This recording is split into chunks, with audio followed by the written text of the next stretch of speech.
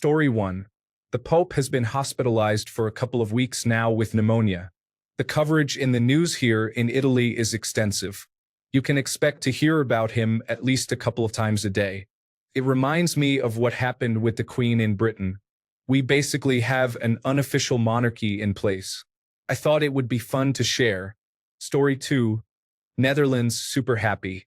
Cycle to work every day, meet friends after work, and I will be working in a community garden this afternoon with a lovely group. I feel safe, secure, healthy, and love the international, multicultural environment in which I live. I am never bored. Weather and food could be better. Story 3. I have been looking into a lot of paperback books on gardening and self-sustainability. I live in the Netherlands, and for some reason, everything is so expensive. I have doubled my income in the past 10 years, and that has made zero difference in savings because now I pay €3 for a huge bag of rice instead of 1.5. Everything has increased, and I refuse to pay over €3 for 1 liter of iced tea. So, I want to get better at growing what I can and hopefully motivate my neighbors to do the same. I hate being at the whims of supermarkets, and you can't have infinite growth with finite resources. It's going to crash somewhere. Our politics are a sham. 80% of our problems are bureaucracy-related, which could be so much simpler. But no, we have to make zero change and have a list of things that are not for debate every 4 years or however long we have our current prime minister. Story 4. Most people, regardless of country, want 2 things. To be left alone to live their lives without much government involvement and some resemblance of a safe society to live in. When politicians make laws and policies that affect those 2 things, citizens start getting upset and begin rebelling against the politicians in government. Story 5. Our government attempted to persuade foreign technology companies to provide access to encrypted personal data under the pretense of national security. As a result, Apple disabled online protections for our entire nation. So the United Kingdom has that. Story 6. In Australia, the same old routine. Summer, bushfires, steadily rising real estate costs, tomato harvests, and the crisping of back gardens. The good news is that Donald Trump is likely to cost a would-be Trumpian candidate an election he could have won by being more moderate and keeping his mouth shut. The sad news is that the other party is addicted to ever-rising real estate costs. Story 7. Philippine politics. This is connected to the American politics, by the way. President Ferdinand Bongbong Marcos will be going to the United States to talk with Donald Trump to persuade him. This is all because of the deportation and the United States Agency for International Development freeze that affected our Department of Health and Department of Education's programs. Although Marcos did instruct Angara to fund the United States Agency for International Development programs for the Department of Education. So how will Marcos sway Trump? Turns out they're friends. Their phone conversation is not about politics, but rather about how Imelda is doing. We will know the fate of the Philippines after Marcos talks to Trump. Continuing the saga of Sara Duterte's impeachment case, there's an ongoing debate about whether we will start the trials or not because apparently, delaying it is unconstitutional. This is highlighted by the minority leader Coco Pimentel. Sara, on the other hand, filed a resolution to our Supreme Court to dismiss the case. Let's discuss good news. The Philippines is already out of the blacklist of the Financial Action Task Force, meaning we are now expecting a rush of investment that will grow our economy more. Story 8. We're about to have an election, and our ineffective center-left has mostly failed to make significant progress over the last 3 years because it avoided creating anything controversial for the opposing right-wing party to contest. The one bold step it took was appointing an advisor representing the indigenous people of Australia prior to colonization.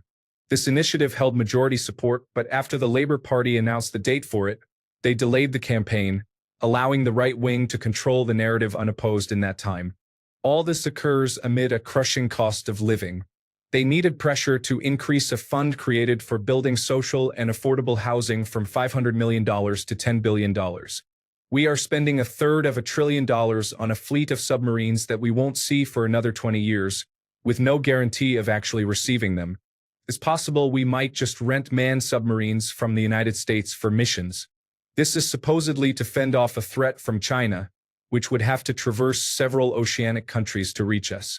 One of the major issues in the last election was government corruption. The current government promised to establish a national anti-corruption body. In doing so, they ignored two highly rated plans by independents, as recognized by an international anti-corruption watchdog, and instead collaborated with the right wing to establish a weak entity. This entity has prosecuted only a few individuals, the most notable being a government contractor who overcharged for paint. So, I'm hoping the right wing loses and the Labour Party becomes completely reliant on left-leaning party members and independents to pass any legislation. The last time that happened, it resulted in the most productive and progressive government of my lifetime. Story 9. We have an election today in Germany. With the last coalition between the center-left Social Democratic Party, the also center-left Greens, and the center-right Free Democratic Party collapsing mostly due to the latter one's insistence on keeping a debt brake that limits government borrowing, it's expected that the Christian Democratic Union will be the strongest party with about 30% of the vote, probably in the 28% to 32% range. They are probably going to form a coalition with the Social Democratic Party if that is enough, or with the Social Democratic Party and Greens if it isn't. If the latter is needed, there is also a chance that they forgo any coalition building and try to get majorities however they can, or it could come to another election if things really deteriorate. The far-right alternative for Germany sits at around 20%, and the darkest path for Germany would be if the Christian Democratic Union thinks they can control them and form a coalition with them instead. Politically, Germany has shifted to the right over the last term. The alternative for Germany wasn't as significant last election, roughly over 10% if I remember correctly, and all the parties moved somewhat to the right. The Christian Democratic Union went furthest to the right in that shift, with the Social Democratic Party and the Greens somewhat, and the Free Democratic Party quite a lot too. Partly because many of the parties made immigration a big topic, and partly because a lot of the media in particular was really critical of the Greens. One exception is the Left Party, which failed to clear the 5% hurdle last election and was pretty much inactive after a subset of them split off and formed a more socially conservative party. It was inactive until a couple of weeks ago and has since surged from around 2% to 3% to as high as 9% in some polls. They will probably get somewhere between 5% to 8%, which is at least somewhat good news, as they could at least be a voice against the stark rightward shift. Story 10. I'm an American in Japan. Japan is quiet and lovely, but unfortunately, the damage our idiot dear leader in the United States is doing can be seen, heard, and felt in every crevice of the earth. Story 11. Here in Australia, we're watching in disbelief at what's happening to our friends, family, and colleagues in the United States. Strategically, if the United States economy struggles while the United States backs away from inconvenient security commitments, it will encourage Chinese aggression in our region. This week, we have Chinese warships conducting live-firing exercises in international waters off our coast. Can't be a coincidence. Story 12. The coup occurring in the United States is much more significant than American politics. It is putting the rest of the free world at significant risk. America has been hijacked by Putin. Story 13. The United States is going to cause World War III, so here in Europe we are very uneasy. Elon Musk is manipulating the elections in Germany and pushing the agenda of the far right. Sure, Russia is causing World War III, but the United States has made it possible and likely. Story 14. Canada. It sucks to be next to the United States, but the good news is that we have united behind a liberal government, and maybe we can avoid voting in the Conservatives this year, which seemed inevitable 2 months ago. Story 15. You ask us how we're doing? We're doing like Poland in 1938. The United States appears to have had a complete mental breakdown, and it is incredibly dangerous for the rest of the world. Members of my family have literally fought shoulder to shoulder with United States troops, leading and guiding young, inexperienced United States infantry in Afghanistan. And how do they repay us? They stab us in the back and walk away. They threaten the Canadians in Denmark and openly state their intention to occupy, enslave, and loot them. They team up with an old-style imperial invading force to annihilate a sovereign state, Ukraine, so that they can loot them of their resources. They openly and shamelessly advocate for ethnic cleansing in Gaza to build a luxury holiday resort. The sad reality is that Vance and his ilk actually prefer the Russian system and values. They hate LGBTQ rights but are perfectly happy to tolerate sexual abuse of women and minors in incestuous religious cults. They hate liberalism because they are essentially totalitarian, and they hate science because they hate anything evidence-based. They hate evidence-based approaches because it disproves their infantile beliefs. A lot of Christian nationalists believe the Bible to be a true and accurate description of historical fact, not just a collection of fables and legends. They actually think that all the kangaroos in Australia are descended from a single breeding pair that somehow hopped and swam all the way from Australia to the Middle East in time to get on the ark. How are you supposed to deal with people like that? For 80 years, we've gone along with the Pax Americana, and we've all benefited from it, the United States more than anybody. But Make America Great Again wants to go back to the old system of great powers. A system of endless oppression of smaller nations with regular large-scale wars. We are totally unprepared for this.